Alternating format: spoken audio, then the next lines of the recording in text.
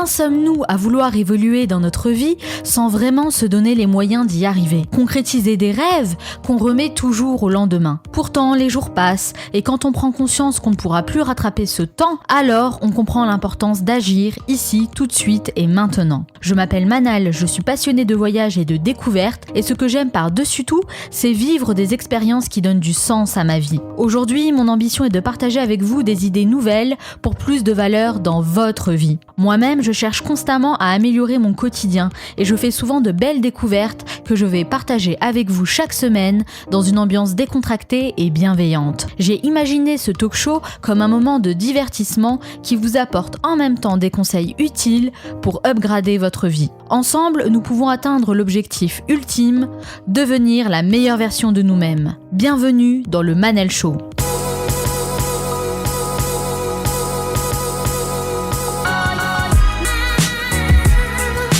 Le Manal Show, c'est votre capsule inspirante pour devenir la meilleure version de vous-même.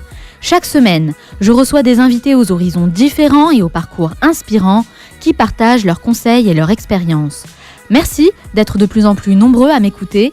Pour continuer à me soutenir, il suffit de chercher le Manal Show sur SoundCloud ou Apple Podcast, de vous abonner et de mettre 5 étoiles. Je compte sur vous. Dans cet épisode, on va se poser la question ensemble de savoir comment accéder au must. Mais c'est quoi le must ? C'est ce qui est important pour vous dans la vie, votre idéal à atteindre. Le must, c'est tout ce que vous faites en fonction de qui vous êtes vraiment et de vos aspirations. Et ce qui est important, c'est surtout de créer un environnement qui soit en adéquation avec vos valeurs et vos aspirations, pour vous épanouir pleinement dans tout ce que vous entreprendrez.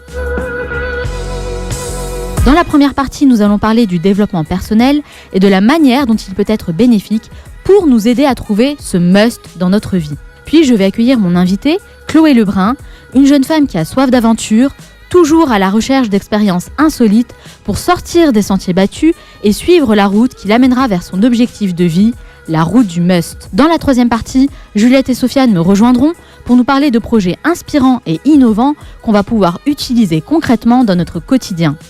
Enfin, je terminerai cette émission en vous donnant mes meilleurs conseils pour vous aider à trouver votre must, ce qui résonne avec vos valeurs pour enfin devenir acteur de votre vie. Et comme Michael Jordan a dit, certains veulent que ça arrive, d'autres aimeraient que ça arrive et quelques-uns font que ça arrive. Cette émission dure 50 minutes et pas une de plus, alors soyez attentifs, faites partie de ceux qui font que ça arrive, passez à l'action. Vous arrive-t-il de vous sentir mal à l'aise, d'éprouver comme un manque ou un vide au fond de vous, d'avoir la sensation d'être déconnecté de vous-même ? Quand on est petit, on s'imagine plein de choses, on a des rêves plein la tête, mais en grandissant, on les oublie pour tomber dans la routine. Et finalement, entre le fait d'avoir un rêve et de le réaliser, il y a une étape cruciale, la quête de sens. Oui, mais comment faire quelque chose quand on ne sait pas qui on est ? La majorité des gens ont du mal à mettre des mots pour décrire qui ils sont vraiment, parce qu'on est tous influencés par les attentes des autres, de notre entourage, souvent nos parents, qui prennent le dessus sur nos propres désirs. L'école, la société, la famille et l'environnement professionnel nous créent une sorte d'image de ce qu'on est supposé être, sans pour autant que ça colle vraiment à nos propres envies, à nos propres aspirations. Et pourtant, combien de personnes se laissent entraîner dans cette spirale, année après année, en mettant de côté leurs rêves, et se réveillent un matin avec le regret amer d'être passés à côté de leur vie. Il est souvent bien plus facile de faire des choix qui conviennent à tout le monde et qui assurent un certain confort, plutôt que d'avoir le courage de tout remettre en question pour suivre ce qui nous tient le plus à cœur, ce pourquoi on est fait. C'est pourtant une question qu'on se pose de plus en plus à l'heure où la notion du développement personnel prend de l'ampleur. La quête de l'épanouissement personnel et professionnel devient un véritable objectif. Et vous ? Avez-vous l'impression de vivre la vie dont vous rêvez, en cohérence avec vos valeurs et vos aspirations ? Comme chaque semaine, je suis venue à votre rencontre dans la rue pour vous poser directement la question. J'aimerais savoir s'il y a une chose que vous auriez aimé faire dans votre vie mais que vous n'avez pas encore réalisée. Vous avez combien de temps ? J'ai que 20 ans donc je sais pas du tout franchement. Je sais pas, partir en voyage. C'était de partir une année sabbatique, de partir ailleurs à l'étranger et je l'ai pas fait parce que prépa et la pression des parents aussi. Voilà, c'est le truc que j'aurais voulu faire. M'enrichir culturellement sur plein d'autres cultures que celles que je peux connaître déjà. Je pense que ce serait ça. Pourquoi vous n'avez pas encore réalisé cette chose-là aujourd'hui ? Qu'est-ce qui vous manque ? En fait, j'ai pas la confiance en moi-même, c'est ça, la confiance en soi. Qu'est-ce qui est important pour vous dans la vie ? Être bien avec soi-même et bien avec les autres. Voilà, une sorte de bienveillance. Ma vie professionnelle s'est bien déroulée globalement, mais je dirais que ce qui est important pour moi quand même c'est la vie de famille qui se passe très bien. Et vous, alors, est-ce qu'il y a une chose que vous auriez aimé faire dans la vie que vous n'avez pas encore réalisée ? Ouais, écrire un roman. Commissaire-priseur. Et pourquoi vous l'avez pas fait ? Je ne savais pas que ça existait. Oui, puisque quand on n'a plus de projet, c'est qu'on est mort. Donc on essaye à nos âges d'avoir encore des projets. Est-ce qu'il y a une chose que vous auriez aimé faire et que vous n'avez pas encore réalisée ? Devenir une femme. Qu'est-ce que vous voulez faire au quotidien ? Qu'est-ce qui vous fait réellement vibrer ? Le philosophe et sociologue espagnol José Ortega y Gasset a dit « La vie prend un sens lorsqu'on en fait une aspiration à ne renoncer à rien ». Ne renoncer à rien, c'est penser que tout est possible, un état d'esprit encore bien loin des codes imposés par notre société, même s'ils tendent à évoluer. En France, de plus en plus de personnes osent tout quitter pour changer de vie, aller vivre à l'étranger, créer sa propre start-up ou encore démissionner de son travail pour faire un autre métier, comme un cadre dans la finance qui quitte tout pour devenir comédien. Entre avoir une vie bien rangée mais qui n'apporte pas de satisfaction véritable et prendre le risque de faire table rase pour se créer une vie passionnante, il n'y a qu'un pas. Pour réaliser une chose vraiment extraordinaire, commencez par la rêver. Ensuite, réveillez-vous calmement et allez d'un trait jusqu'au bout de votre rêve sans jamais vous laisser décourager. Cette citation est celle d'un grand visionnaire et d'un grand rêveur, le célèbre Walt Disney. Saviez-vous qu'en Europe, 3 salariés sur 4 rêvent de tout quitter pour changer de vie ? La transition professionnelle est souvent un prétexte pour une envie bien plus profonde, la réalisation de soi. Est-ce un nouveau mouvement social qui tend à devenir un modèle pour tous ? Laura est elle aussi sur la route du must, à la recherche de ses propres aspirations. C'est donc avec grand intérêt qu'elle s'est penchée sur la question pour nous donner des éléments de réponse. Ça dure 3 minutes 30, c'est la story. Nos compatriotes veulent le changement. Aujourd'hui, on aborde une thématique phare au sein de la communauté du développement personnel. Oui, nous allons parler de ceux qui osent et se construisent une vie en accord avec leurs aspirations. La question se pose à tout âge, que l'on soit encore étudiant, actif ou approchant l'âge de la retraite. Figurez-vous que la réorientation professionnelle est en pleine expansion. En Europe, 3 salariés sur 4 rêvent de tout quitter pour changer de vie. Ce truc, Corinne. C'est Pierre. Au revoir, président. Selon la CPI, lors d'un sondage réalisé sur 5000 actifs en France, 60% des personnes interrogées affirment qu'elles ont déjà changé au moins une fois d'orientation professionnelle. Ou plus. C'est le cas de Christian. D'abord architecte de formation, puis fondateur d'une agence de communication, il décide à 45 ans de passer un CAP de cuisinier. Une fois diplômé, il lance son food truck, le Naked Frog, qui sillonne les routes d'Aix-en-Provence depuis 2013. Alors, parcours atypique ou simplement l'exemple d'une nouvelle réalité ? Car les reconversions s'effectuent aussi par nécessité. Mutation, licenciement, évolution technologique. 50% des jobs qui existent aujourd'hui n'existeront plus d'ici 10 à 15 ans. Et 60% des étudiants sont formés à des compétences qui n'existeront plus demain.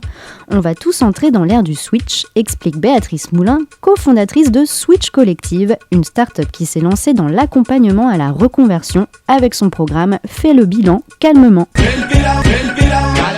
Il émerge aussi de plus en plus de coachs qui se sont donné la même mission, aider les gens à retrouver un sens à leur travail. Mais selon Marjolaine Godard, une reconversion professionnelle, c'est avant tout une reconversion personnelle. Le fait de se poser et de s'interroger sur ses aspirations profondes peut avoir des impacts importants sur sa vie en général. Car il s'avère que la bifurcation professionnelle n'est souvent qu'un prétexte pour assouvir un désir plus profond, la réalisation de soi. Et oui, la réalisation de soi, évoluer dans la bonne direction, comprendre ce que l'on aime vraiment, ce pourquoi on est fait, et construire son projet de vie en fonction.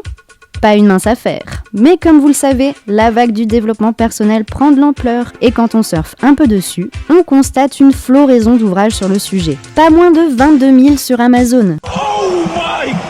Parmi les plus lus, Comment se faire des amis de Dale Carnegie, Le développement personnel pour les gens intelligents de Steve Pavlina ou encore 59 secondes de Richard Wiseman. ont aussi gagné une notoriété mondiale, ces coachs en self-improvement, comme l'américain Anthony Robbins par exemple, qui fait salle comble à chacune de ses conférences. Et il s'avère que pour se réaliser, exploiter au mieux son potentiel, il est souvent de mise de devoir changer. Et oui, on ne peut être dans une démarche d'évolution et d'apprentissage sans un peu de changement. Changer de travail, comme on a pu le voir avec les reconversions, changer d'habitude, comme on a pu le voir avec Raj, Aurélie, David dans les épisodes précédents du Manal Show. Si moi j'ai changé, tout le monde peut arriver à changer. Certains n'hésitent pas à tout plaquer pour vivre une vie plus en accord avec leurs passions, leurs valeurs, leur nouveau mode de vie ou simplement leurs rêves d'enfant. Comme Despina, qui, passionné par l'Afrique et la forêt vierge petite, a quitté son job à la Caisse des dépôts et consignations de Paris pour aller étudier le comportement des gorilles au Congo. Et vous, pourriez-vous larguer les amarres de votre quotidien ? Construire votre vie autour de vos aspirations, d'un projet, d'un lifestyle ? On termine avec ces mots d'Anthony Robbins. Toute personne qui réussit avec un rêve et l'a poursuivi jusqu'au bout. Vous pouvez être fiers de vous. Créer une vie en fonction de ses talents, de ses valeurs et de ses aspirations, c'est exactement le discours des coachs de vie qui fleurissent sur la toile et dans nos librairies. On ne compte plus les vidéos, blogs et livres sur le développement personnel, la thématique la plus rentable ces dernières années. Qu'est-ce que tu veux faire plus tard ?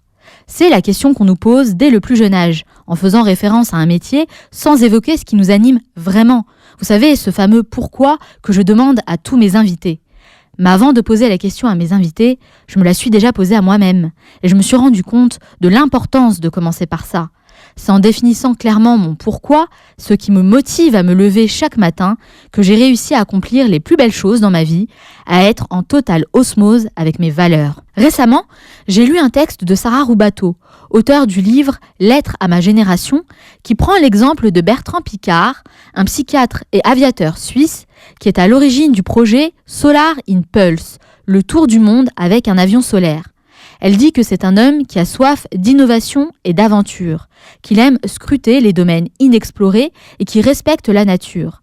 S'il n'avait pas découvert un avion un jour, il aurait peut-être été spéléologue, photographe sous-marin ou encore sauveteur d'animaux sauvages. Dans tous les cas, il aurait cherché l'innovation et l'aventure.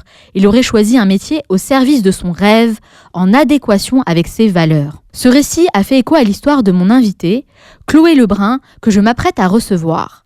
Elle se définit elle-même comme étant une slasheuse, c'est-à-dire qu'elle arrive à réinventer son métier tous les jours à travers différents projets qui ont toujours le même objectif, s'épanouir pleinement dans tout ce qu'elle fait. Elle va nous raconter son parcours et les expériences qui lui ont permis de comprendre sa véritable vocation.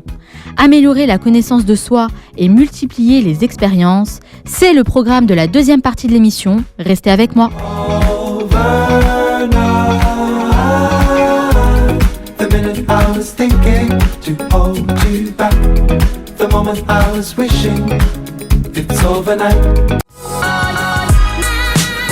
Vous écoutez le Manal Show, votre capsule inspirante pour devenir la meilleure version de vous-même. Se créer une vie en adéquation avec ses valeurs et ses aspirations, c'est la meilleure manière de se sentir en accord avec soi-même. Dans cette seconde partie, je vais accueillir mon invitée, Chloé Lebrun, une jeune femme aventurière et talentueuse qui n'a pas peur de se lancer des défis avec un objectif principal, trouver son must. Juliette et Sofiane me rejoindront juste après pour partager avec nous leur découverte de la semaine, ce sera dans la troisième partie. Enfin, je partagerai avec vous mes meilleurs conseils pour vous aider à trouver votre must, ce pourquoi vous vous levez chaque matin et qui vous motive à vous accomplir tant sur le plan personnel que professionnel. Elle n'a que 28 ans et déjà un parcours bien rempli. Diplômée en communication digitale, elle a travaillé en France et à l'étranger pour des entreprises de renom comme le Figaro ou le Downtown Magazine, ce qui ne l'a pas empêché de tout plaquer pour se consacrer à quelque chose d'essentiel, trouver son must. Elle se rend compte que ce qu'elle aime vraiment, c'est l'écriture et décide de partager ses articles sur la plateforme Medium. Très inspirée par la culture anglo-saxonne, elle multiplie les projets avec les différentes startups qu'elle conseille et en parallèle, lance un programme de coaching pour aider les gens à réaliser leurs projets. Sa philosophie, créer une vie en adéquation avec ses aspirations et trouver une cohérence dans tout ce qu'elle entreprend. La route du must, c'est le concept que Chloé Lebrun va nous expliquer. Bonjour Chloé Lebrun. Bonjour Manal. Merci d'avoir accepté mon invitation. Merci de m'avoir invitée. Alors Chloé, pourquoi vous faites ce que vous faites aujourd'hui ? En fait, je l'ai découvert. Disons que j'ai toujours été à l'écoute de mes envies. Et donc, très naturellement, il y a quelques années, j'ai commencé à écrire en ligne. Sachant que ça fait quand même, j'écris depuis l'adolescence. J'ai décidé de partager mes écrits en ligne afin de justement partager avec le plus grand nombre les expériences qui rythmaient ma vie. Et donc voilà. Alors effectivement, quand vous dites que vous écrivez en ligne, c'est parce que vous écrivez des articles sur la plateforme Medium, comme je l'ai dit. C'est comme ça que je vous ai découverte et on va en parler un peu plus tard. Alors ce qui m'a marqué, c'est qu'en 3 ans, vous avez travaillé pour 3 startups dans 3 pays différents. Ça fait beaucoup. Pourquoi avoir changé aussi souvent ? Fin 2013, je travaillais au Figaro, au sein de la régie publicitaire. Ça faisait 1 an et demi, j'avais même pas 25 ans. Et l'idée en fait d'être en CDI et de consacrer les 10 années qui suivent à faire la même chose dans un environnement qui ne permet pas l'évolution au rythme auquel j'aurais souhaité apporter des choses à l'entreprise, je me suis dit c'est le moment ou jamais de démissionner et d'aller expérimenter d'autres choses. C'est à ce moment-ci que j'ai pris la décision de partir à New York. C'est une ville que je connaissais bien vu que j'y avais fait un stage pendant 7 mois. Et donc d'aller rejoindre la présidente et éditrice d'un magazine pour l'assister dans toutes ses missions quotidiennes. Et ça a été une expérience très transformatrice, déjà par le choc des cultures, parce qu'aux États-Unis, tout d'un coup, quand on arrive dans une entreprise, on prend une place qui ne nous est pas donnée d'avoir en France avant un certain nombre d'années, mais certainement pas avant 25 ans. Oui. Et donc j'ai travaillé avec elle pendant 3 mois. Jusqu'à réaliser effectivement que ça avait vraiment fait naître en moi l'envie d'entreprendre. Et donc en fait, je me suis donné une année pour expérimenter dans ce domaine-ci. Et donc là, j'ai décidé de contacter un ami à moi qui avait sa start-up en lui disant « Voilà le deal, je rentre de New York, j'ai 3 mois. Et en 3 mois, j'ai envie de raconter votre culture start-up et j'ai envie d'apprendre à vos côtés. » En fait, vous avez proposé spontanément comme ça de les accompagner. Exactement. Spontanément et surtout gratuitement. Ce qui me permettait en 3 mois de raconter l'expérience que j'avais au sein de cette start-up, de raconter la différence surtout culturelle entre la France et les États-Unis. Et ensuite, de leur dire, au bout de 3 mois, je m'en vais et je valorise cette expérience auprès d'autres startups. Vous sentiez en fait que vous aviez besoin de cette expérience sur le terrain ? Je pensais que c'était légitime de le faire. Enfin, on m'a toujours appris que pour être payé, il faut avoir des compétences. Et les compétences, à date, je ne les avais pas en vue. Donc, je me suis dit, j'ai envie d'écrire, j'ai envie de m'intéresser à vraiment culturellement la différence entre les États-Unis, qui sont très, très axés sur la culture entrepreneuriale, et en France, on en était à ses prémices. Dans vos articles, vous parlez d'un concept qui m'a beaucoup intéressée, que vous appelez « vers la route du must ». C'est quoi, votre propre définition du must ? Le must, c'est vivre une vie en accord avec soi. Je pense qu'aujourd'hui, il y a un énorme engouement autour de la quête personnelle. Il y a énormément de conception marketing autour de ça. Moi, la route du must, c'est en fait ma rencontre en 2014, toujours, avec Elle Luna, qui est une artiste de San Francisco, qui a écrit un livre qui s'appelle Choose Must. Et en fait, elle explique la différence entre should et must, donc ce que nous devrions faire. Et le must, c'est ce que nous faisons, en fait. C'est ce qui est naturel pour nous de faire quand on est un peu... quand on se coupe, en fait, des should. Moi, c'est comme ça que j'ai connu cette notion de must. Et c'est finalement, je pense, une bonne année plus tard que j'ai regroupé les wagons de toutes mes expériences, de toutes mes rencontres et de mes voyages, et que j'ai donné ma propre définition ou disons, conceptualisé cette route que j'étais en train de vivre et que j'ai appelée la route du must. Et donc aujourd'hui, j'écris régulièrement sur des sujets très personnels, ce que c'est que vivre aligné avec ses aspirations, ses talents et qui on est ou qui on se découvre être. Donc trouver son must, c'est créer une vie qui soit en adéquation avec soi, avec ses aspirations, mais comment on fait vraiment pour trouver son must ? Alors déjà, on ne le cherche pas. Ah, déjà ça c'est une bonne chose, déjà, d'accord, on ne le cherche pas. Disons que je pense qu'il y a toujours un point de rupture ou un moment où il y a toujours un questionnement quand on commence. On l'a à différents moments de notre vie, ou on l'a à un moment qui a été très très douloureux et où on se demande si ce qu'on est en train de vivre, ça nous convient et si on est heureux dans ce qu'on fait. Et c'est ce qui s'est passé pour vous quand vous avez décidé de changer de métier, d'emploi, comme ça pendant ces 3 années consécutives ? Oui. Après, c'est quelque chose que je n'ai pas eu... Enfin, c'était pas pour moi faire réellement un choix. C'était m'écouter. J'ai toujours été très à l'écoute. Ça interroge parfois les gens autour. Je ne m'en préoccupais pas beaucoup, finalement. Déjà, j'étais d'un naturel qui allait vers ce dont j'avais envie. Parce que j'imagine que ça ne doit pas être facile. En effet, l'entourage ne comprend pas forcément vos choix. Vous avez eu des réflexions par rapport à ça ? Pas de mon entourage. J'ai de la chance d'être bien entourée, c'est peut-être aussi ce qui m'a poussée à aller faire tout ça. Mais bien sûr, on entend l'inconstance, on entend peut-être le manque de fiabilité sur les projets, on entend être volatile, voilà. On l'entend, mais je ne l'écoute pas. Justement, en parlant de la constance, j'ai regardé une conférence dans laquelle vous disiez justement la cohérence est plus importante que la constance. Tout à fait. Qu'est-ce que ça veut dire exactement ? Alors, je me souviens très très bien de la personne qui me l'a dit, c'était un collègue, j'étais au point.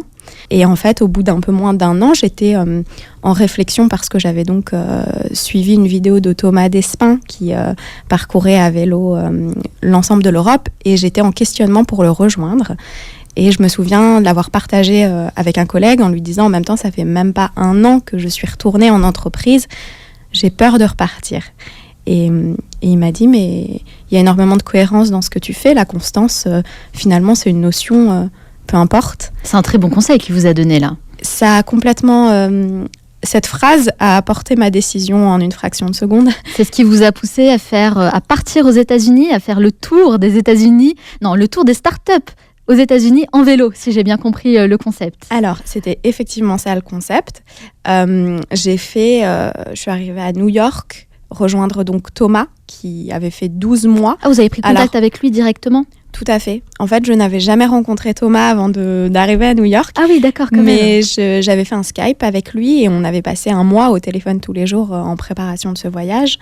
En fait, Thomas, j'étais très intéressée par ce qu'il faisait, donc j'ai pris contact avec lui pour échanger là-dessus. Et je me souviens qu'à la fin de cette première conversation, quand il m'a demandé ce que je faisais, je lui ai dit que je travaillais dans les médias. Il m'a dit « Mais qu'est-ce que tu aimes faire ?» Et je lui ai dit que j'aimais écrire, rencontrer des gens et c'est voyager. Une question qu'on pose pas souvent, ça. Qu'est-ce que tu aimes faire ? Ouais, et qu'on n'ose pas se poser souvent. Et il y a des personnes aussi à qui on la pose et ils savent plus ce qu'ils aiment faire. Ouais, c'est vrai. Et du coup, vous avez décidé comme ça de rejoindre Thomas aux États-Unis. Voilà. Et de faire le tour des startups en vélo. Alors, qu'est-ce que c'est concrètement le tour des startups ? On allait rencontrer des entrepreneurs. C'était un peu ça. Après, effectivement, la dimension entrepreneuriale, c'était autour des startups. Mais initialement, pour pas cloisonner, on s'était dit on va voir des entrepreneurs. Donc, on est arrivé à New York. On est resté 3 semaines et on allait rencontrer effectivement un premier panel d'entrepreneurs. Et après, on s'est dirigé jusqu'à la moitié du Canada, en passant par Toronto. Et en fait, à chaque fois qu'on avait un stop, vu qu'on communiquait beaucoup sur les réseaux sociaux, il y a des entrepreneurs qui prenaient contact avec nous, on prenait contact avec des entrepreneurs, on s'arrêtait dans les villes, on les rencontrait et on repartait à vélo. Ah, c'est génial, ça devait être hyper enrichissant. Quel était l'objectif en fait de rencontrer ces entrepreneurs ? Parce que vous avez choisi de faire ce tour aux États-Unis avec vraiment cette perspective-là. C'est quoi l'objectif ? Alors, il y a 2 choses. Il y a l'inspiration et il y a aussi la conception d'un projet. Parce qu'il faut savoir que ça dépend des personnes, mais à chaque fois que je suis partie pour un voyage, j'aimais savoir qu'il y avait un objectif derrière ce voyage. J'ai eu énormément de mal dans ma vie, enfin dans ma vingtaine, à lâcher prise. Donc c'est-à-dire que même si on entreprend des voyages pour s'inspirer, c'était important d'y mettre un objectif derrière. Et vu que moi j'évoluais dans un univers médiatique, mais en parallèle je faisais des missions de freelance auprès de start-up, je me suis dit c'est à ces gens-là que je vais m'adresser. Et alors en Amérique, pour la culture entrepreneuriale, il n'y a rien de mieux qu'aller parler à ces personnes-ci. Qu'est-ce qui vous a le plus inspiré alors ? Qu'est-ce qui vous a le plus plu dans ce voyage ? Eh bien finalement, c'était pas ça. Finalement, c'est ce qu'on apprend quand on est à vélo sur la route, tous les jours, et qu'on dort dans une tente. Alors, c'est vrai que vous avez pris quand même, entre guillemets, un risque, puisque vous avez rejoint une personne que vous ne connaissiez pas vraiment pour faire une expérience, un voyage en vélo. Est-ce que prendre des risques, ça fait partie de ce parcours vers la route du must, pour trouver son must ? Ça y participe. Ça y participe parce qu'en fait, ça nous déconditionne. Aujourd'hui, on s'en rend pas compte, ou alors quand on le dit, c'est sous le joug de la critique. Mais oui, nous sommes conditionnés. On a une éducation, on est né dans un certain pays, à une certaine époque. On a des médias, on a des amis, on a des expériences amoureuses. Et ça nous a conditionnés. Et donc, du coup, et moi la première, j'avais une idée des choses telles qu'elles allaient être dans ma vie et telles qu'elles devraient être dans ma vie. Et ça se passe pas comme ça. Et donc, en fait, quand ça ne se passe pas comme ça, il est très très difficile de lâcher prise. Et donc parfois on court après des objectifs qui sont plus du tout alignés avec la personne qu'on est devenue. Et c'est vrai que moi, à titre personnel, voyager, changer d'environnement, aller rencontrer des gens qui faisaient pas du tout partie de mon entourage ou de mon système même de valeurs, ça m'a permis de me déconditionner, d'arrêter de penser que les choses que je connais sont des vérités. Ouais, j'imagine que ça vous a permis aussi de gagner en maturité. Est-ce qu'on peut dire que vous êtes devenue une meilleure version de vous-même après cette expérience ? Je connais plus de choses de moi-même après cette expérience. Je ne sais pas si je suis meilleure, mais il y a eu un avant et un après. Et c'était presque écrit qu'il fallait que j'y passe parce que vraiment, je pense que c'était l'expérience la plus transformatrice de toute ma vie. Et j'aimerais beaucoup arriver à la fin de l'écriture d'un livre pour le raconter parce que même si ça paraît très, très bizarre pour la plupart des gens, je pense qu'il y a énormément de grâce dans cette vie et qu'il faut avoir confiance. Alors, on l'a vu, vous aimez vous lancer des challenges, des nouveaux projets. Et justement, sur Medium, vous avez notamment partagé un projet qui a attiré mon attention qui s'appelle 100 Inspiring People. Tout à fait. Ça consiste en quoi exactement ce projet ? Ça vient il me semble, de Mark Twain qui a lancé un programme qui dit que si pendant 100 jours, vous faites quotidiennement la même action, au bout de 100 jours, vous avez un projet quel qu'il soit. Vous peignez, vous pouvez exposer, vous écrivez, vous avez des bribes d'un livre, vous sculptez, vous avez des sculptures, vous courez, vous avez un meilleur corps, vous mangez mieux, vous êtes plus sain, enfin, voilà. Et donc, en fait, moi, à ce moment-là de ma vie, elle m'a proposé de tester pendant 100 jours. Et donc, j'ai testé 100 Inspiring People où je me suis dit, tous les jours, je vais dans la rue.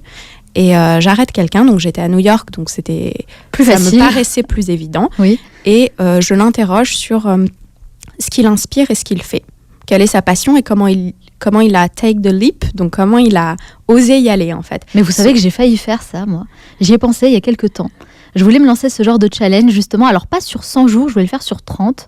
Donc, du coup, ça m'intéresse. Je vous laisse continuer parce que ça m'intéresse beaucoup. Donc, vous allez voir la personne, vous la connaissez pas de prime abord. Vous l'abordez dans la rue. Voilà. Vous lui posez la question et en général, on vous répond ? Eh bien, en général, on me répond, ouais. On est même content de me répondre. En même temps, on est à New York, donc j'imagine un peu l'ambiance. Oui, et puis c'est vrai que je suis allée particulièrement à Brooklyn, dans un quartier spécifique où il y avait plus de chances de rencontrer effectivement des artistes et des entrepreneurs. Donc j'avais quand même ciblé, de par le lieu, les gens qui allaient répondre. Je ne me souviens pas en avoir eu beaucoup. Bon, il y a des personnes, c'était plus ou moins pertinent. Mais en tout cas, tous les jours, je sortais et j'allais rencontrer... je demandais à quelqu'un de ce qu'il faisait dans la vie, ce qui l'inspirait, et j'en trouvais un petit insight et je le racontais. Voilà. Est-ce que le fait justement d'aller rencontrer des gens qu'on ne connaît pas, de faire leur portrait, ça vous a appris des choses sur vous-même finalement ? Davantage sur le monde tel que je le percevais que sur moi-même. Dans le sens où on a l'impression que les gens sont fermés et finalement les gens sont très ouverts. Donc ça m'a montré que finalement les appréhensions que je pouvais avoir dans la démarche d'aller parler à quelqu'un que je ne connaissais pas n'avaient pas lieu d'être. Donc hop, on change de perception. Et j'ai l'impression que c'est la culture anglo-saxonne, c'est une culture qui vous inspire.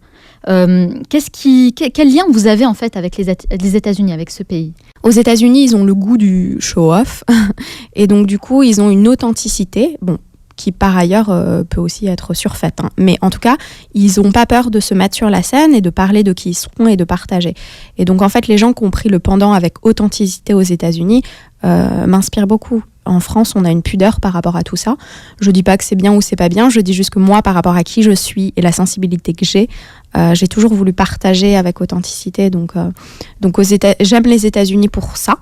Et aussi, ils ont un système qui fait qu'ils sont beaucoup plus en risque tout le temps. Donc, ils ne se posent pas la question, ils foncent et ils entreprennent.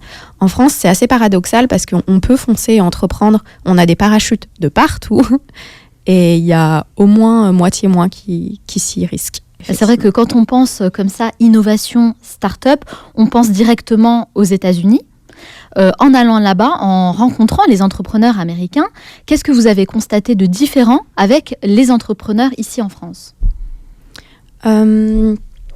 C'était ma première réelle expérience avec les entrepreneurs là-bas. Je pense que c'est vraiment une affaire de mentalité, en fait. C'est vraiment des gens qui ne font pas pour être vus, qui font parce que c'est en eux, en fait. Les gens font ce qui est aligné avec eux. En France, les gens font parce que on sort d'un système d'entreprise qu'on critique beaucoup. Par ailleurs, moi, je vois, à 3 ans derrière les startups, ils ont reconstruit un modèle avec leur propre code, leur propre... En fait, c'est marrant parce qu'on sort d'un système et on s'en recrée un, donc finalement. Aux États-Unis, ils y sont pas allés pour ça. Ils y sont allés parce que, effectivement, ils portaient un projet, ils croient en quelque chose, ils y vont. C'est très naturel. En France, c'est peut-être naturel, mais c'est toujours justifié, quoi. Est-ce qu'il y a un endroit aux États-Unis en particulier qui vous plaît le plus ? Moi, j'ai un amour pour New York. Ouais. Donc, après, j'y ai fait 7 mois quand j'étais jeune. J'y suis retournée 3 fois, plusieurs mois. J'essaie d'y aller tous les ans, à minima 1 fois par an. Je sais pas le décrire. Moi aussi, j'adore New York. Ça fait vraiment partie de mes villes favorites des États-Unis. Est-ce qu'il y a un lieu en particulier où vous aimez aller quand vous allez là-bas ? Central Park. Ah oui, pareil. J'adore Central Park. Ouais, c'est assez cliché, mais à l'époque, je vivais pas très loin et j'allais y courir 5 fois par semaine. Ah oui, quand même. Et j'en garde... ouais. Alors, puisque vous y sentiez tellement bien à New York, pourquoi vous n'êtes pas resté vivre là-bas ? Ah, je me suis posé longtemps la question. Je suis très attachée à ma famille et à mes amis. Enfin, j'ai un cercle de personnes que j'aime. Et finalement, au fur et à mesure des années, quand on a fini d'être dans la preuve et dans l'exploration, il y a un temps pour tout, je me suis rendu compte aussi que ce que j'avais envie d'accomplir aussi, c'est les relations que j'ai avec les gens. Et du coup, je voulais être là. Je voulais être à côté des gens que j'aime. C'est une bonne raison que je peux totalement comprendre. Est-ce que vous pensez que vous aviez besoin de vivre autant d'expériences aussi insolites, parce que ce ne sont pas des expériences normales, hein. Faire des portraits de 100 personnes qu'on ne connaît pas, qu'on aborde dans la rue, aller aux États-Unis pour faire le tour des entrepreneurs comme ça américains en vélo avec une personne qu'on ne connaissait pas. Enfin voilà, c'est comme des expériences qui demandent beaucoup. Est-ce qu'il fallait passer par là pour trouver votre must ? Moi, oui. Je voulais pas vivre avec des SI. Voilà. Je peux pas vivre avec des SI. Avec des suppositions. Vous avez besoin d'agir pour voir ce que ça va donner finalement concrètement. Exactement. Donc en fait, les moments où dans ma vie, j'ai eu besoin de savoir ce que c'était que de faire un long voyage, que de rencontrer des personnes qui sont ce que je pense être des personnes brillantes. J'avais besoin d'aller mettre à l'épreuve mes définitions du succès, de l'amour, de la famille, du voyage, de plein de choses pour après être plus en paix avec moi, en fait. Savoir... Demain, je pourrais pas me dire... quand je travaille, aujourd'hui, je me pose plus la question est-ce que je serais mieux en Australie, vivre à Bali, en Amérique ? Je me la pose plus parce que je suis allée le faire, parce que j'aurais pu rester, parce que je me suis posé la question là-bas et je ne l'ai pas fait. Donc voilà. Et si demain, j'ai envie, j'irai. Mais au moins, je sais répondre à plein de questions qui me concernent. Je suis allée chercher les réponses. Alors nous, dans l'émission Le Manal Show, ce qu'on aime, c'est donner des conseils concrets aux personnes qui nous écoutent, qu'ils puissent mettre en place directement juste après avoir écouté l'émission en fait. Et la question elle est simple. Selon vous Chloé, quels sont les 3 meilleurs conseils que vous pouvez partager avec les personnes qui se posent la question de savoir comment atteindre son must ? Je pense qu'il ne faut pas être trop dur avec soi-même. C'est-à-dire que toutes les grandes idées que vous avez sur vous, ou sur votre vie, ou sur ce que vous faites, c'est OK. Faut pas comparer, faut pas aller chercher plus. Et ça, attention, ça ne veut pas dire se contenter. Hein. Ça veut dire qu'il faut se foutre la paix. Donc, se foutre la paix, ça veut dire ce qui est passé, c'est passé. Ça vous a amené là, vous comprendrez plus tard pourquoi. Mais aujourd'hui, foutez-vous la paix. Et maintenant, aujourd'hui, deuxième point, qu'est-ce que l'on ressent ? Qu'est-ce que vous ressentez ? Là où vous ressentez des choses qui sont positives, c'est good. Là où les choses sont négatives, c'est que c'est pas ça. Il n'y a pas de secret, il n'y a pas de méthode, il n'y a pas des livres à lire. absolument, enfin dans les livres, vous lirez quelque chose que vous avez en vous en fait. Il y a personne qui a trouvé. C'est vous vous asseyez, qu'est-ce que vous ressentez. Absolument personne peut savoir ce qui est important pour vous. Personne. Ce qui est important, c'est de vivre avec qui l'on est. Donc écoutez-vous en fait. C'est qu'est-ce qu'on ressent. Il y a pas de. En fait, je pense qu'on met très très haut les barres en fait. On attend des choses de soi. Et je comprends, on vit dans une société qui s'est construite comme ça. On vit dans un monde qui est comme ça. Toujours plus, faire. On n'a pas besoin. On va mourir. Enfin, réellement, hein, on va mourir. Donc, c'est important de gagner de l'argent et tout. Ce qui est important, c'est d'être bien. Et j'avais un 3e point. Amusez-vous. Ah oui, have fun. Franchement, amusez-vous, quoi. Souriez, rigolez. Soyez dans la joie, pas dans le bonheur. C'est dur, hein. Enfin, je dis ça. Effectivement, il y a des choses qui arrivent et qui nous mettent dans la peine, qui nous mettent dans la tristesse, qui sont douloureuses. Et il faut les accueillir. Ça fait partie de la vie. Par ailleurs, le plus souvent possible, quand c'est à votre portée, amusez-vous. Très très bon conseil, merci Chloé. Alors j'ai un petit rituel. À la fin de chaque interview, je pose une série de questions rafales. Le but, c'est de répondre le plus spontanément possible pour mieux vous connaître. Waouh. Ça dure 1 minute 30. Est-ce que vous êtes prête ? Je suis prête. C'est parti. Quelle est la première chose que vous faites en vous levant le matin ? Aïe, je regarde mon téléphone. Quelle est la personne que vous admirez le plus ? Elle est plus là, mais c'était mon grand-père maternel. Quel est le dernier livre que vous avez lu ? Je lis en ce moment le jeu de miroir. Comment dit-on « il pleut des cordes » en anglais ? J'en ai aucune idée. Je crois que c'est un truc avec cats, rain cats, mais je ne sais pas. Quel était votre rêve étant enfant ? Être maman. Quelle est votre plus grande peur ? Oh là, je sais pas.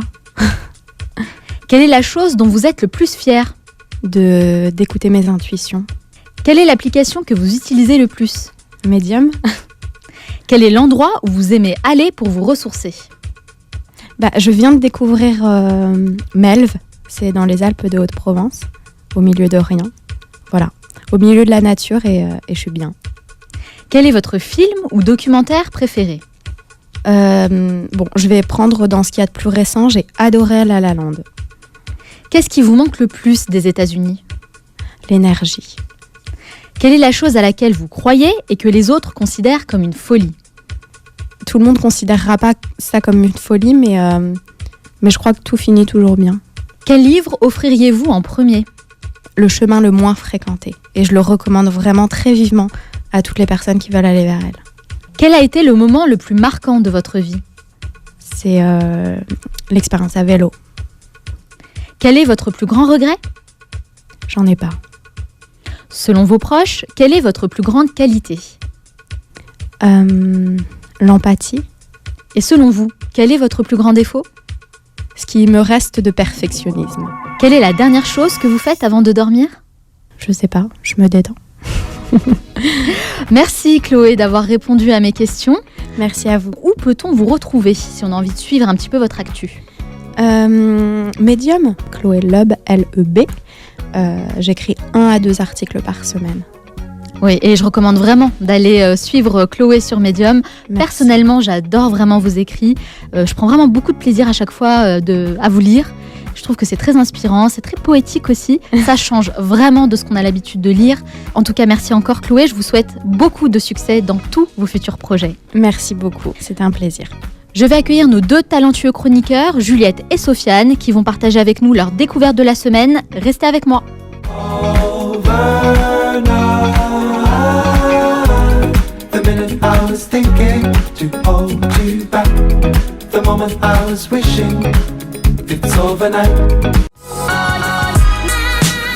Vous écoutez le Manal Show, votre capsule inspirante pour devenir la meilleure version de vous-même.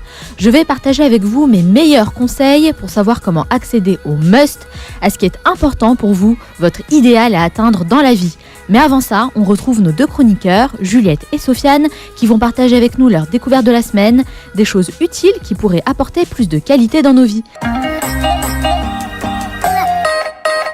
Salut Juliette. Salut. Comment ça va aujourd'hui ? Ça va, merci. Alors toi Juliette, chaque semaine tu partages une vidéo qui t'a inspirée. De quoi tu vas nous parler aujourd'hui ?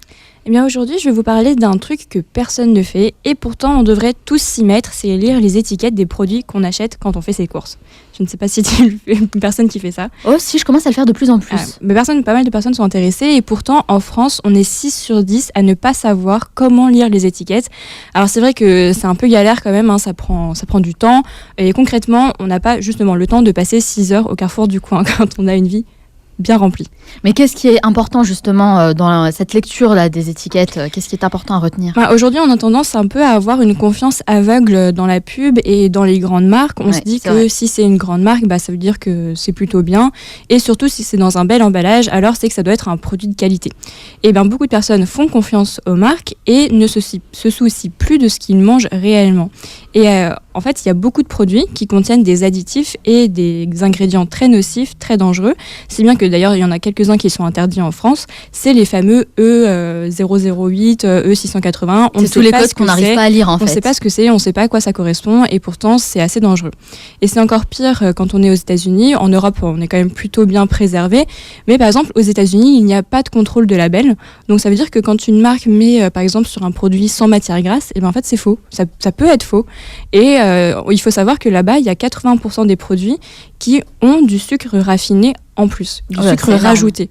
Et ça veut dire que si tu manges par exemple 20 grammes d'un produit quelconque, c'est comme si tu venais de manger 5 cuillères à café de sucre blanc sans t'en rendre compte. Alors quelle est la solution que toi tu nous proposes aujourd'hui? Aujourd'hui, je vous conseille d'aller télécharger une application qui est vraiment très utile, qui fera tout ce sale boulot pour vous. Elle s'appelle Yuka, donc Y-U-K-A, et elle est disponible pour iOS pour l'instant, mais ne vous inquiétez pas, la version Android sera bientôt disponible. Et donc Yuka, c'est une application qui scanne vos produits alimentaires et analyse leur impact sur la santé. En fait, en un clin d'œil, avec ton smartphone, tu peux scanner le produit et l'application va te déchiffrer l'étiquette à ta place. Et du coup, tu peux visualiser si les produits vont être bons ou s'il vaut mieux les éviter. Et en fait, une fois que l'article est scanné, l'application elle a une sorte de code couleur pour te repérer. Et donc, c'est rouge si c'est mauvais, orange pour médiocre, vert clair pour bon et vert foncé pour excellent. Ah, c'est un peu comme le code de la route. Mais comment eux, ils arrivent à noter les ingrédients?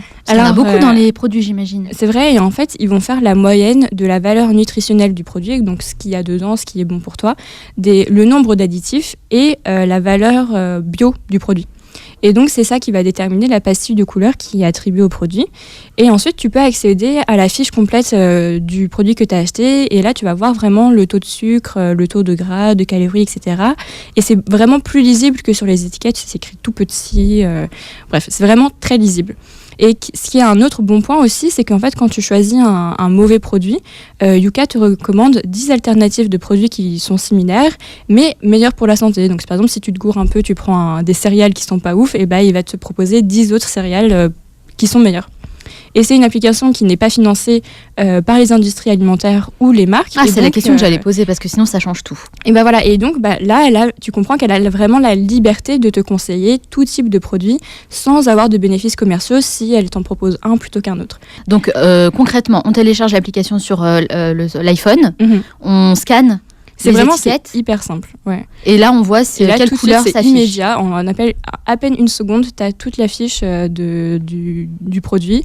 Moi, est-ce que je l'utilise surtout parce que généralement, le midi, je ne peux pas me faire à manger. Ouais. Donc, tu es obligé, c'est le cas de beaucoup de personnes, d'acheter quelque chose dehors, soit au supermarché. Et c'est assez pratique parce que justement, c'est dans ce genre de produit où il y a beaucoup de sucre qu'on ne voit pas, beaucoup de gras qu'on ne voit pas. Même si tu achètes une salade, tu te rends compte qu'en fait, tu vas manger du sucre alors que... C'est pas ce que tu avais demandé à la base. C'est pas ce que tu avais demandé à la base. Ouais. Et donc, du coup, ça, c'est très pratique pour voir ce que tu peux manger à midi sans te flinguer la santé. C'est top. Merci en tout cas, Juliette, pour cette belle découverte. On partage l'application, la référence Yuka sur le site du manalshow.com. Exactement. Merci beaucoup. De rien. Salut Sofiane. Salut Manel. Comment ça va aujourd'hui? Bien et toi? Très bien, merci. Alors toi Sofiane, tu es notre dénicheur de tendances. De quoi tu vas nous parler aujourd'hui? Alors je vais encore parler d'une thématique qui me tient à cœur, c'est le gaspillage alimentaire. Souviens-toi, j'avais déjà parlé de The Food Life. Tout à fait. Voilà, qui a été notamment initié par le créateur de Mythique, qui s'appelle Marc Simoncini, qui t'avait justement marqué les esprits. Et justement, c'est une cause vraiment qui me touche, et c'est la raison pour laquelle aujourd'hui j'ai découvert une application qui me tient vraiment à cœur, qui s'appelle Too Good To Go. Alors, explique-nous un petit peu le concept de cette application. Alors, c'est l'application qui fait de toi le magicien ou la magicienne de l'anti-gaspillage au quotidien. Tout un programme. Tout un programme. C'est très simple. On télécharge gratuitement l'application sur Apple Store ou Android. L'application, en fait, elle te connecte avec les commerçants partenaires proches du lieu du domicile pour que tu puisses ensuite récupérer et te procurer les invendus à un prix mini, tout simplement. C'est un excellent moyen justement pour que les aliments, au lieu qu'on les jette à la poubelle, on les récupère. Comment ça se passe concrètement? Est-ce qu'on doit créer un compte? C'est ça. En fait, tu crées ton compte par mail ou par Facebook. Ensuite, tu es géolocalisé, tu mets ton département, ta ville de destination et tu découvres justement les commerçants partenaires autour. D'accord, donc dans la zone qui est tout autour. C'est ça. Ensuite, tu choisis ceux qui t'intéressent. Moi, par exemple, en me géolocalisant, j'ai trouvé une boulangerie asiatique qui propose de récupérer de la pâtisserie justement asiatique, qui est située dans le 13e arrondissement. Et tu payes en fait ensuite tu prépayes en fait un petit panier en ligne, un petit panier qui est entre 2 et 4 euros. Et ensuite, l'heure est indiquée, l'heure à laquelle tu peux venir retirer le petit panier est indiqué sur l'application. Et il suffit juste d'aller à l'heure, bien sûr, pour récupérer ton panier et ta commande en fait. Aujourd'hui, l'application elle est disponible sur Apple Store et Google Play. Elle a été fondée par une jeune entrepreneuse qui s'appelle Lucie Bache, qui est diplômée de l'école centrale et qui a eu, comme moi, ras-le-bol contre les gaspillages, sauf que moi, je n'ai pas ouvert l'application. Elle a eu l'idée de le faire. Merci en tout cas Sofiane pour cette belle découverte. C'est moi ça m'intéresse beaucoup parce que je pense que c'est important justement d'agir contre ce fléau, comme tu dis, du gaspillage. Et je félicite Lucille au passage. Oui. Super invention, donc on va aller regarder ça. Je télécharge l'application de ce pas. Moi, je l'ai déjà téléchargé et je pense l'utiliser. Je ne sais pas si tu comptes ou pas l'utiliser. Bien sûr, je vais la tester. Oui, parce que franchement, acheter un panier surprise de 2 à 4 euros, c'est vraiment à la portée de tous. Complètement, on peut tous le faire. Alors pour rappel, le nom de l'application, c'est Too Good To Go. Too Good To Go. T-O-O, plus loin Good, G-O-O-D, et To, donc la préposition en anglais, et Go. Too Good To Go. Voilà. T'es sûr de toi? Certain. C'est parfait alors. Merci Sofiane. Je t'en prie. Nous, on arrive à la fin de cette émission et comme promis, je vais vous donner mes meilleurs conseils pour atteindre votre must. Are you ready? Here we go. Conseil numéro 1, définissez quel est votre pourquoi. Pourquoi? C'est la première question que je pose à tous mes invités et je vous conseille de faire pareil. Demandez-vous pourquoi vous faites les choses, qu'est-ce qui vous motive. Ce principe est inspiré par le livre de Simon Sinek, Commencez par le pourquoi, où il explique comment les grands leaders nous inspirent à passer à l'action. Pour moi, c'est un principe fondamental, la première étape pour entreprendre tout ce que vous souhaitez dans la vie. Conseil numéro 2, investissez sur vous-même. Les anglo-saxons appellent ça le self-care. Qu'est-ce que c'est? C'est un terme qui désigne le fait de prendre soin de soi dans tous les domaines. Alimentation, sport, bien-être. Ce n'est pas pour rien si le développement personnel a pris de l'ampleur ces dernières années. On s'est rendu compte que le meilleur investissement qu'on pouvait faire était sur nous-mêmes. Vous êtes trop occupé pour prendre soin de vous? C'est pourtant l'une des choses les plus importantes pour trouver un équilibre dans votre vie et rester en bonne santé mentale et physique. Je l'ai bien compris quand j'ai commencé à travailler à mon compte et que j'ai dû tout gérer, il était devenu vital pour moi de me recentrer. Conseil numéro 3, entourez-vous de personnes bienveillantes. Trouver son must, c'est une combinaison de plein de facteurs, tant sur le plan professionnel que personnel, qui vont vous aider à vous épanouir dans votre vie. Choisir son entourage est une des clés de la réussite. C'est important de soigner vos relations sociales et de côtoyer des gens qui vont vous tirer vers le haut et pas l'inverse. J'irai même plus loin. Essayez de passer du temps avec des personnes qui vous inspirent dans leur mode de vie, leurs idées ou encore les projets qu'ils entreprennent. En clair, soyez exigeants dans vos relations. Conseil numéro 4, intégrez un écosystème favorable à votre développement. Axel Tessandier, une femme entrepreneur, a dit quelque chose qui m'a interpellée. Le job est mort, ce qui compte, c'est ce qui nous drive, c'est ce qui nous fait triper. C'est exactement la thématique de ma dernière conférence où j'expliquais que finalement, au lieu de répondre à la question « Qu'est-ce que tu fais dans la vie ?», on devrait plutôt répondre à la question « Qu'est-ce que tu aimes dans la vie ?» Et pour ça, je pense que c'est important d'évoluer dans un environnement qui vous permette d'y réfléchir, un écosystème qui valorise non pas ce que vous faites, mais qui vous êtes. C'est un état d'esprit qui tend à se développer dans les startups et certaines écoles, et vous pouvez être acteur de ce changement dans vos relations au quotidien. Et enfin, j'aimerais finir avec la citation de Picasso qui a dit « Le sens de la vie est de trouver son don, le but de la vie est de le partager ». Pour trouver un véritable épanouissement personnel, il ne tient qu'à vous de mettre en place des choses simples au quotidien. N'attendez pas qu'un gouvernement, une entreprise ou un professeur vous apporte le changement que vous souhaitez. Pour arriver à mieux vous connaître, je pense que la meilleure des choses est de vivre des expériences différentes de ce que vous avez l'habitude de faire au quotidien, de sortir de votre zone de confort. Faites des choses difficiles, foncez, dépassez vos peurs et vous deviendrez la meilleure version de vous-même. J'espère que ces conseils vont vous aider à entamer une réflexion et peut-être à atteindre votre must. Et n'oubliez pas, ne restez pas passif, passez à l'action. Retrouvez le podcast de cette émission sur lemanalshow.com. Si cette émission vous a plu, vous pouvez vous abonner sur Apple Podcast et SoundCloud en cherchant le Manal Show. Vous êtes de plus en plus nombreux à me rejoindre et ça m'encourage beaucoup à continuer. Nous, on se retrouve la semaine prochaine pour un nouvel épisode. D'ici là, on reste en contact sur la page Facebook du Manal Show. Ciao!